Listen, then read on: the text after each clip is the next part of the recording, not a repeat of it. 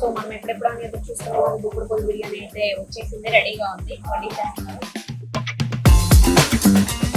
Rice chicken పేరు తగ్గట్టుగానే చిన్న చిన్నగా ఉంది. రైస్ అంతా కూడా మనకి మసాలా అన్ని కూడా పట్టేసి ఉన్నాయి అన్నమాట.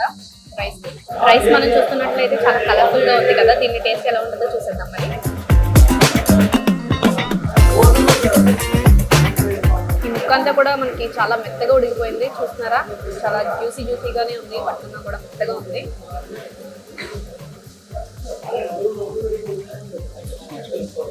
చాలా బాగుందండి టేస్ట్. అది కూడా ఉప్పు కూడా మనకి ఇందాక కారంగా ఉంటున్నారు కదా, కారం అనేది అసలు లేదు అండి, అన్ని సరిపోయినాయి. చాలా బాగుంది. ఈవెన్ చిన్నపిల్లలు కూడా ట్రై చేయొచ్చు. కలర్ఫుల్ గా ఉంది. మనకి గీ అనేది కూడా ఫ్లేవర్ అనేది బాగా తగ్గుతుంది. స్పైసెస్ అన్ని కూడా ఓవర్ గా ఏం కూడా లేవు. చాలా చాలా బాగుంది. నాకు ఇప్పుడు అర్థమైంది అందరిగా ఎందుకు దుగుడుపల్లి బిర్యానీ ఎంత స్పెషల్ అని చెప్పేసి చూస్తున్నారు. సో మనది నెక్స్ట్ మిక్స్డ్ బిర్యానీ అనేది రెడీ అయిపోయింది. సో ఇందులో చూసుకున్నట్టయితే మొత్తం పీసులన్నీ నాకు వచ్చింది. రొయ్యలు వచ్చినాయి, చికెన్ వచ్చింది, అలాగే మటన్ కూడా వచ్చింది అన్నమాట. మరి ఇది ఎలా ఉంటుందో టేస్ట్ చేద్దామా? ఇది కూడా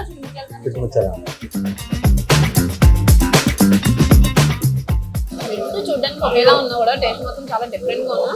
దీని టేస్ట్ వేరుగా ఉంది, దీని టేస్ట్ వేరుగా ఉంది. డిఫరెన్స్ అయితే మీకు డిఫరెన్స్ తెలుస్తుంది. చికెన్ మటన్ మూడు దమ్ అండి.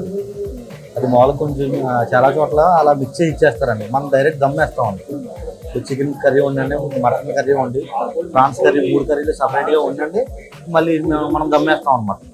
సో బయట వాళ్ళకి ఇక్కడికి కూడా డిఫరెన్స్ ఇలా ఉంటుంది అనమాట. మిక్స్డ్ బిర్యానీ అంటే వేరువేరుగా కుక్ చేసి దీనికి లాస్ట్లో కలుపుతారు, కానీ వీళ్ళు దమ్ వేసి అప్పుడు కలిపి వండుతారు కాబట్టి ఈ టేస్ట్ అనేది వస్తుంది.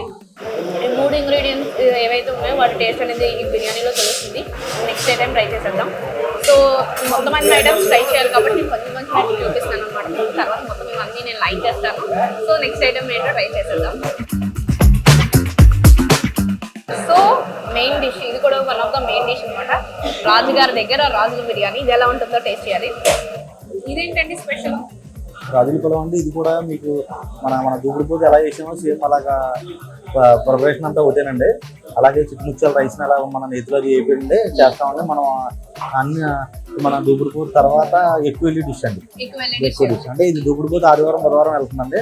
రాజుల పొలం అనేది రోజు మనం ఇంటి పొద్దున్న సాయంత్రం కలిసి 15 కేజీల దాకా డైలీ అంటే మనం మెనూ 5 రకాల్లో ఇది 15 కేజీలు దాకా రోజు మనకు సేల్ అవుతుంది. 15 కేజీలు.